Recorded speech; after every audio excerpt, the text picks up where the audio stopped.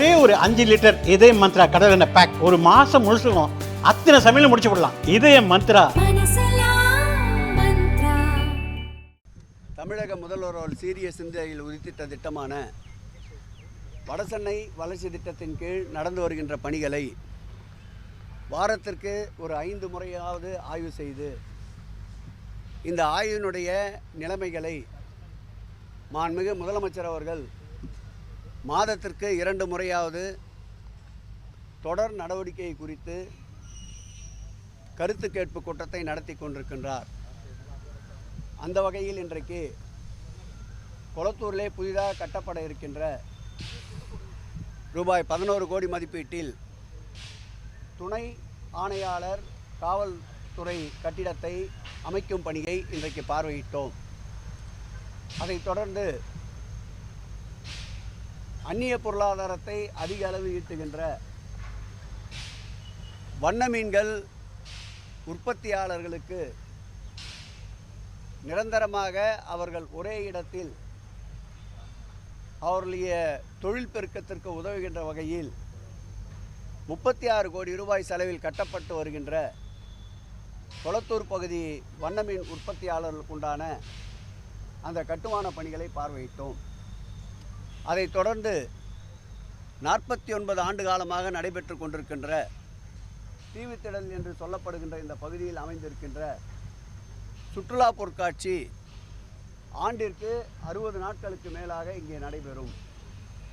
இந்த சுற்றுலா பொருட்காட்சி தற்காலிகமாக அமைக்கப்படுகின்ற இந்த கொட்டகைகளில் நடந்து வருகின்ற நிலையில் வடசென்னையின் நுழைவு பகுதியான இந்த பகுதியில் மாண்புமிகு தமிழக முதல்வர் அவர்கள் சுற்றுலா பொருட்காட்சியோடு மட்டுமல்லாமல் சிறு வணிகர்களுடைய பொருளாதார முன்னேற்றத்திற்கு ஏற்றாற்போல் இங்கே ஒரு வடிவமைக்கப்பட்ட கட்டடம் உருவாக வேண்டும் என்று உத்தரவிட்டு சென்னை பெருநகர வளர்ச்சி குழுமத்தின் சார்பில் 100 கோடி ரூபாய் மதிப்பீட்டில் 2000 சதுரடி கொண்ட 40 அறைகள் கிரவுண்ட் ப்ளஸ் 2 மாடிகள் கொண்ட கட்டிட அமைப்பு பணிகள் நடந்து கொண்டிருக்கின்றன.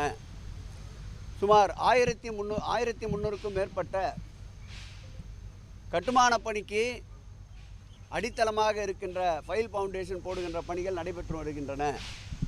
இதில் 800க்கும் மேற்பட்ட ஃபைல் ஃபவுண்டேஷன் பணிகள் நிறைவுற்றிருக்கின்றன. வருகின்ற சுற்றுலா பொருட்காட்சியை புதிதாக கட்டப்படுகின்ற இந்த அரங்கோடு சேர்த்து திறக்க வேண்டும் என்பது மாண்புமிகு தமிழக முதல்வருடைய ஆணை. அதற்கேற்ப இந்த பணிகளை விரைவுபடுத்துவதற்காக நானும் எங்களுடைய துறையுடைய செயலாளர் அன்பிற்கினிய காக்கர்லா உஷா அவர்களும் துறையினுடைய சிஓ சிவஞானம் அவர்களும் துறையினுடைய கட்டுமான பிரிவு பொறியாளர்களும் ஒருங்கிணைந்து இன்றைக்கு ஆய்வினை மேற்கொண்டோம். இந்த ஒப்பந்ததாரரும் டிசம்பர் மாதத்திற்குள் இதை முடித்து தருவோம் என்று உறுதியளித்திருக்கின்றார்.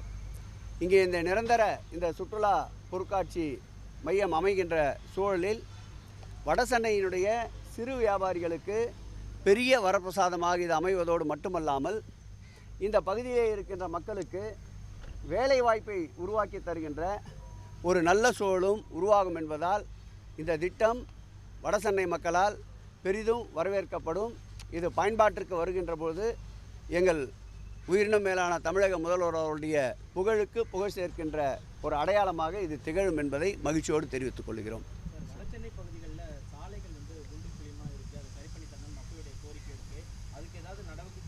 தொடர் நடவடிக்கை எடுக்கப்பட்டு வருகின்றது.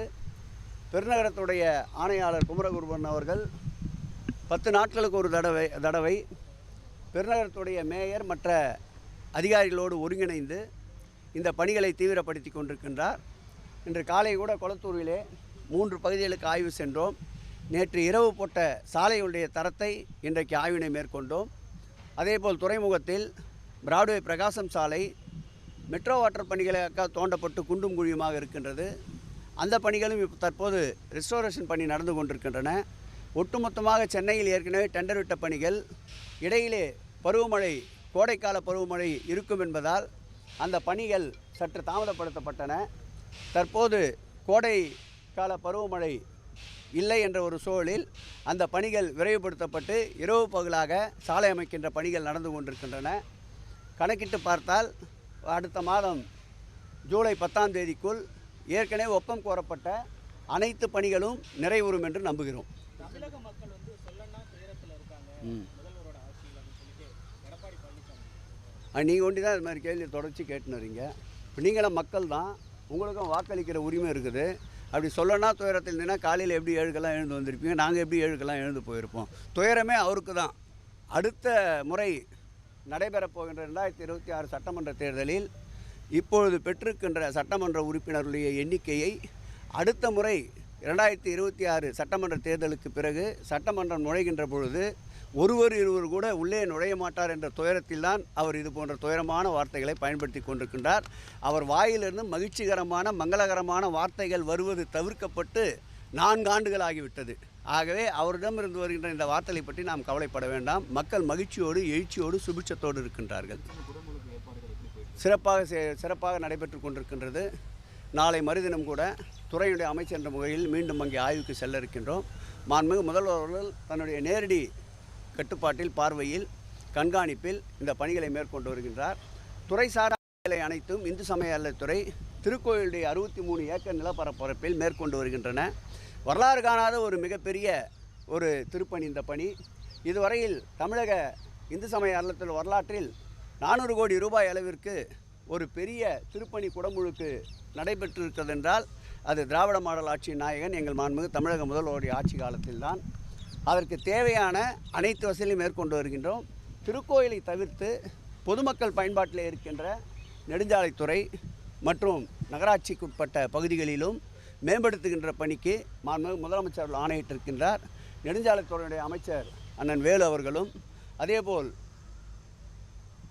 அந்த உள்ளாட்சித்துறையுடைய அமைச்சர் அண்ணன் நேரு அவர்களும் நேரடியாக ஆய்வுக்கு சென்று மேம்பாட்டு பணிகளை மாண்புமிகு முதலமைச்சர் உத்தரவோடு முடுக்கிவிட்டிருக்கின்றார்கள்.